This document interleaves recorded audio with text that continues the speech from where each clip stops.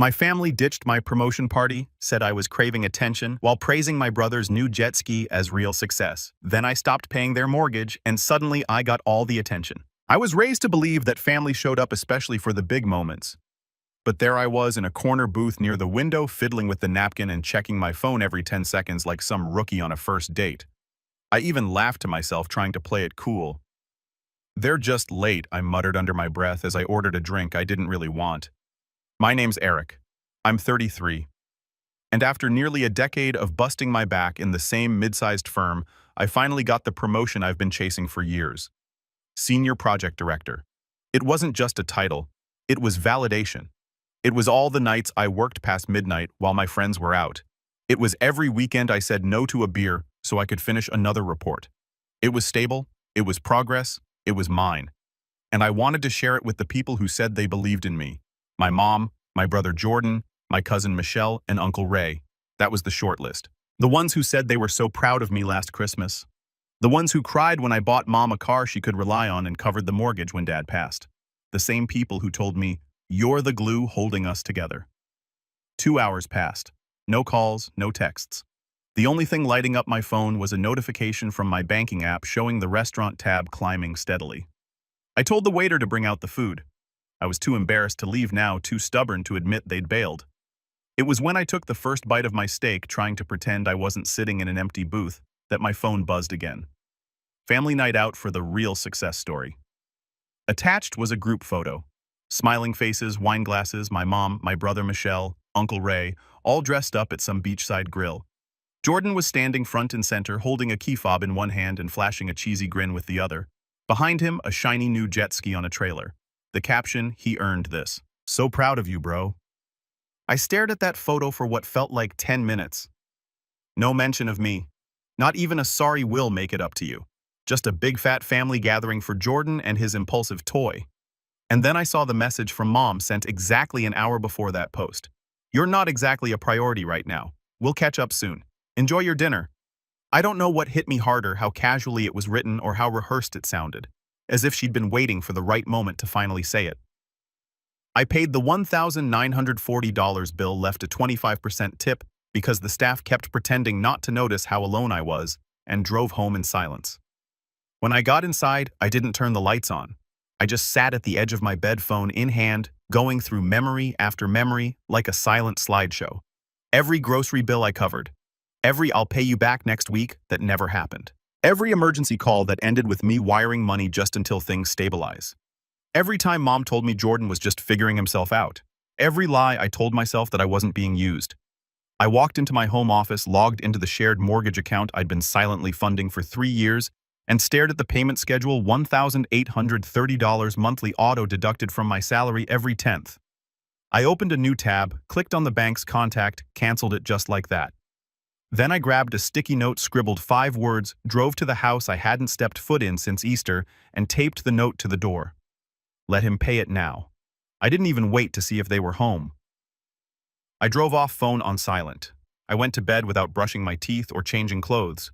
The last thing I remember was the sound of my heartbeat echoing in my ears. By morning, my phone had 81 missed calls. Most were from Mom, a few from Jordan, one from Uncle Ray, and 3 texts from Michelle that said, "Call me now. Are you serious? And we need to talk." But I didn't answer any of them. I just scrolled slowly through the missed calls, staring at the timestamps like they were puzzle pieces trying to form an apology that hadn't yet arrived. That's when I saw the voicemail icon. I hesitated. Something about hearing their voices felt heavier than reading their texts, like it would make everything too real. But curiosity won. I pressed play, and what I heard next made me grip the edge of the nightstand until my knuckles turned white. It was my mother's voice, but not the one I grew up with. The soft tone she used when she tucked me in as a kid, or the proud voice she used when I made honor roll in high school. No, this one was cold, high-pitched, frantic. "Eric, what did you do?" The mortgage bounced. "I got a call from the bank this morning and they said the payment didn't go through. I don't understand. Why would you do that without telling us? You knew we were counting on you. Your brother, he's finally doing well and you just being spiteful." Then, like some dramatic sitcom, she dropped her voice into a teary whisper. "This is not how a family behaves." I replayed that line. "This is not how a family behaves." Again and again, the irony sinks deeper every time.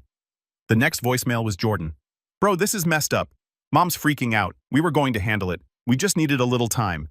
You didn't have to pull the plug like that. Seriously, are you trying to make us lose the house a little time?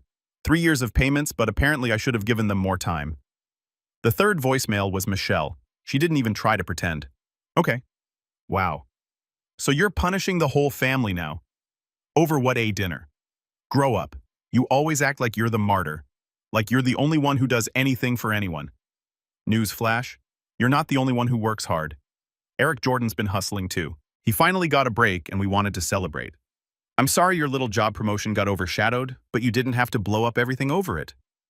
That one made me laugh. A tight, joyless laugh, but still, my little job promotion. I sat on the edge of my bed, looking around at the silence in my apartment.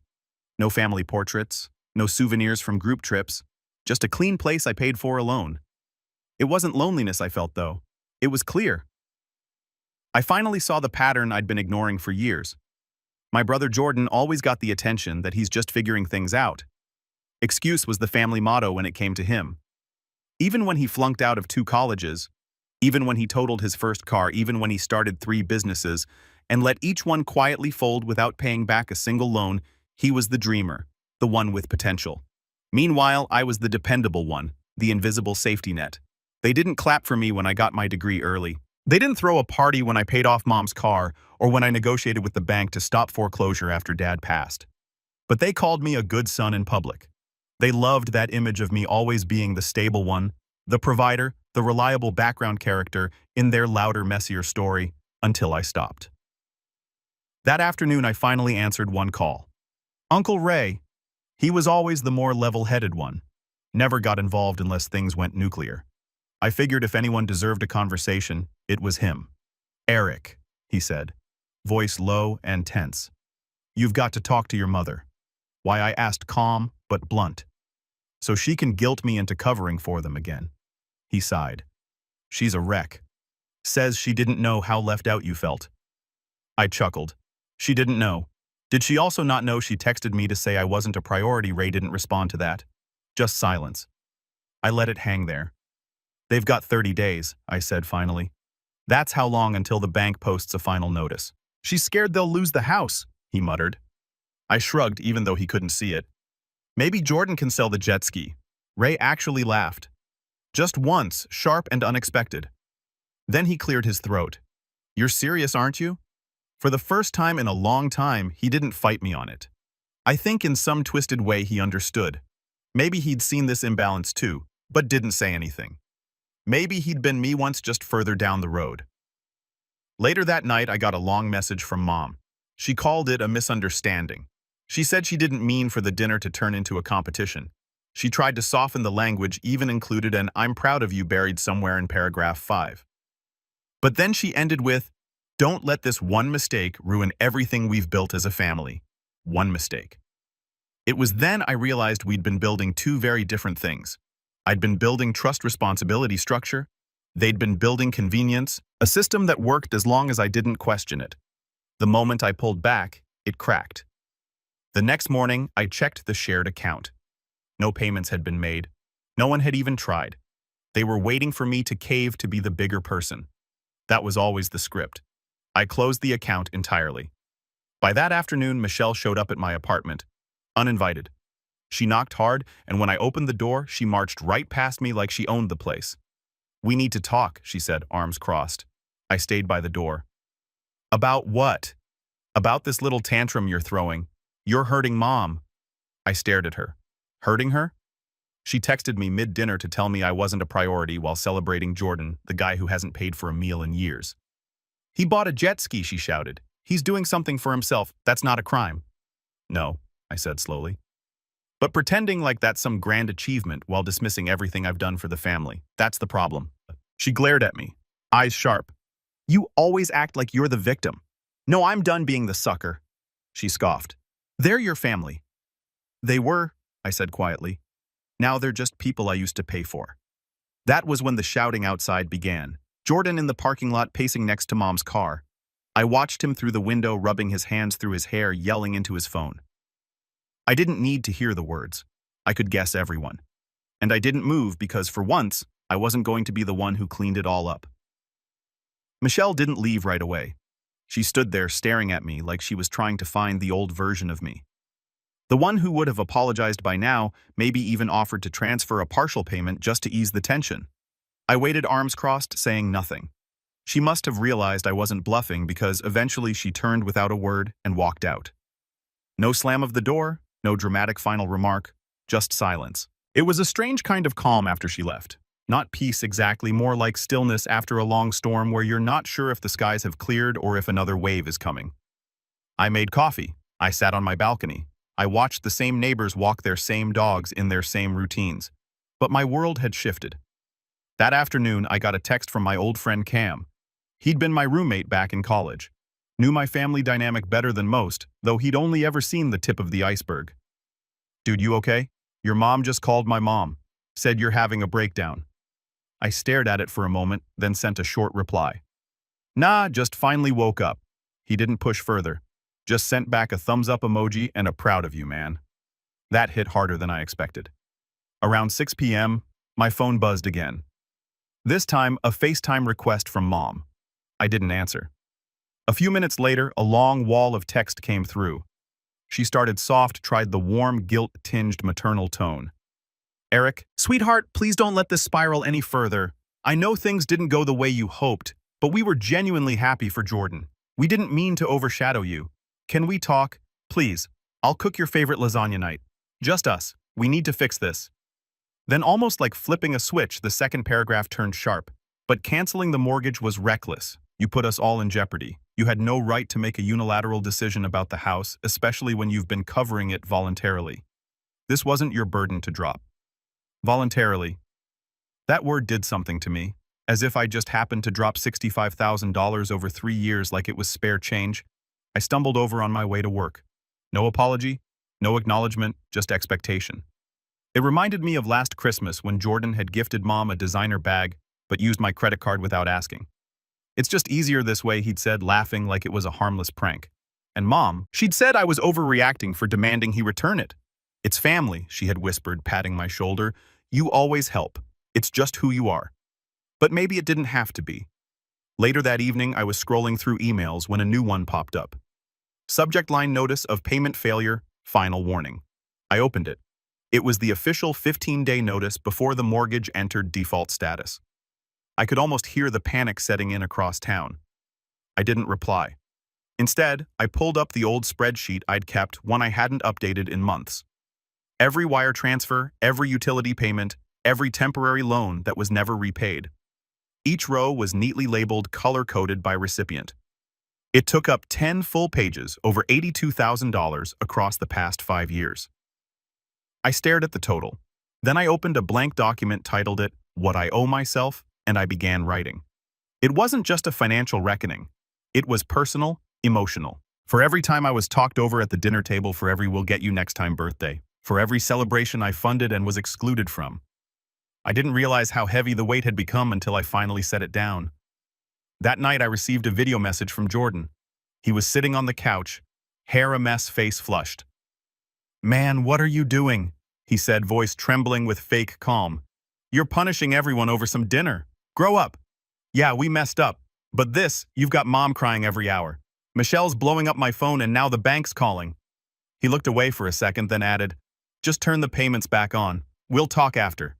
I didn't respond because they didn't want to talk. They wanted to reset the system, patch the hole without addressing the leak. 3 days passed. I went to work like normal. I started jogging again. I cooked actual meals. It was almost comical how much time I suddenly had. I didn't have to check if Jordan's car insurance had renewed or if Mom's electric bill was paid. I didn't have to set calendar reminders for Michelle's rent. And every morning I watched the group chat grow more chaotic.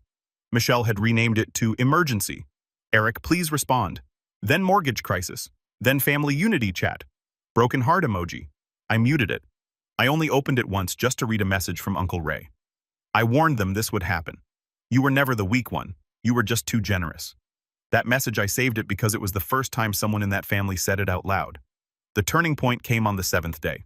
Mom showed up at my door, but not alone. She brought Jordan, and Jordan brought the jet ski on a trailer parked right in front of my apartment like a peace offering wrapped in idiocy. She knocked once, then again. I didn't answer. She called out, "Eric, sweetheart, please, just let us explain." I watched from the peephole. Jordan was pacing, holding a paper in his hand. From what I could see, it looked like a bank notice. Mom stepped back, looked directly at the door. "I know you're in there," she said softly. "You're proving your point." "Okay, we get it. You're upset, but don't throw away your family over one mistake." Another one. One mistake. That was when I realized she wasn't really here for me. She was here to fix the mortgage, not the relationship, not the betrayal, not the years of emotional negligence, just the payment. I didn't open the door that night. I just stood there watching them through the peephole until Mom gave up and Jordan finally peeled away in that shiny black truck towing his dumb $9,000 apology. I remember wondering if he'd even made the last insurance payment on it. The next day was payday. For the first time in years, my account didn't show a giant deduction to cover a house I didn't live in. My paycheck felt heavier, like it meant something now, like it was mine. I stared at the total for a long time, trying to remember the last time I had looked at my own bank balance and smiled. But the peace didn't last long. By noon, I got a call from the bank's collections department. The house, my mother's house, was officially 2 payments behind. And because of the type of mortgage, the default process had already started. I wasn't liable, of course. I'd removed my name years ago after covering enough temporary payments to realize I was being roped into more than I ever agreed to. But that didn't stop the bank from trying. "I'm not the responsible party," I told the woman calmly. "You'll want to contact the homeowner directly." There was a pause. Then the woman said something that stuck with me. She said, "You'd handle it." Said, "You've always handled it." That's when I realized Mom hadn't told them I stopped paying. She hadn't called the bank herself. She just waited, expected, assumed that the safety net she'd wrapped herself and wouldn't dare walk away until it did. That evening, I got the knock again. This time, Mom was alone. No Jordan, no trailer, just her and a tote bag. "Eric," she said when I opened the door, "please, we need to talk." I didn't say anything. I just stepped aside and let her in. She walked like she was entering a stranger's house, looking around, eyes wide, like she was expecting to find photos of herself still on my walls. There weren't any. I motioned for her to sit. She didn't. She stood by the window and looked out, then turned to face me. "We're going to lose the house." I nodded. I figured. "You can stop this," she said, voice cracking. "You can call the bank and no," I interrupted. Calm, final. She blinked. What? I said no. "I'm not calling the bank. I'm not making any payments. I'm done." Her jaw tightened. "This isn't just about money, Eric. It's about family." I almost laughed. "Mom, the night of my promotion dinner, you texted me to say I wasn't a priority. Then you threw a party for Jordan because he bought a jet ski. You called that family. I call it a joke." She flinched. "It wasn't meant to hurt you, but it did. And you didn't care until the bill stopped getting paid." Silence stretched between us. She lowered herself slowly into the chair like she was settling into the weight of it all. "I didn't realize how much you were covering," she said softly. "That's the problem," I replied. "You never wanted to realize it." She shook her head, voice barely above a whisper. "Jordan's not like you. He needs more help." "No, Mom," I said firmly. "He needs consequences." She looked up at me, eyes glassy. "He's your brother, and I'm your son." She stared at me. And for once, there was no defense, no script, no guilt trip, just the empty echo of truth sitting heavy between us. "I didn't want to believe it," she said, "that you just leave us like this." "I didn't leave," I corrected. "I stopped being used." She swallowed hard. "What are we supposed to do?" "You figure it out. I had to, like adults do." She blinked, then looked away. And for a moment, I saw her not as the mom who raised me, but as a person flawed, scared, and entirely unequipped to deal with the reality she built. When she stood to leave, she didn't hug me, she didn't cry, she didn't yell, she just gathered her bag and paused at the door. "Is this really the end?" she asked. I thought about it, about birthdays I spent alone, about covering holidays, tuition, medical bills, about every time I was asked to make room for someone else while no one made space for me. "It's the end of me pretending this was love," I said quietly. She nodded. Didn't argue. Just opened the door and stepped out. And that should have been the end. But it wasn't, because 10 days later Jordan showed up, not at my door, at my work. I was mid-meeting when my phone buzzed with a text from the receptionist. There's a man in the lobby asking for you, says it's urgent, Jordan. My stomach dropped. I excused myself and headed down. There he was, sitting in a chair, tapping his foot, wearing sunglasses indoors like some kind of failed celebrity. When he saw me, he stood. Hey, we need to talk. I didn't move here. Yeah, well, you've been dodging everyone. Figured I'd come to you. I led him outside. We stood under a tree near the parking lot. He wasted no time. We lost the house, he said. I stayed quiet. They gave Mom 30 days to vacate. Michelle's trying to help but can't do much. Upraise ticked. Says we should have seen it coming. I nodded once. Why'd you do it, man? He asked. You got your little promotion. You were fine. You mean financially? I asked. He shrugged. Yeah, you're the one with the stable job, and that meant I had to carry everyone else. He looked at me like I was speaking a different language. I bought that jet ski because for once I wanted to do something for me, he muttered. And I stopped paying the mortgage because for once so did I. He stared at me and something shifted. His mouth twitched, a realization creeping in behind the ego. Mom's going to stay with Michelle, he said eventually. I'll probably crash at Uncle Ray. Good. He looked down at the gravel. I guess I always figured you just keep handling it. I know, I said. He looked back up as narrowing. So that's it. You're just out. Not out, I said. Free. He shook his head. You think you're better than us? No, I said. Just better without you. He didn't like that. But he didn't argue, just turned, walked to his car, and drove off. That night I opened my phone, scrolled through the group chat one last time, read every message I'd ignored, then I deleted it. 1 week later I moved to a new apartment, bought a desk I'd been eyeing for months, booked a solo vacation. I even got myself a new number. The money I used to spend on them, I put it into a high-yield savings account. The time I used to spend worrying, I spent reading, hiking, sleeping in, and the guilt gone. Because sometimes the cruelest thing you can do to someone who's used to leaning on you is stand up and walk away for good.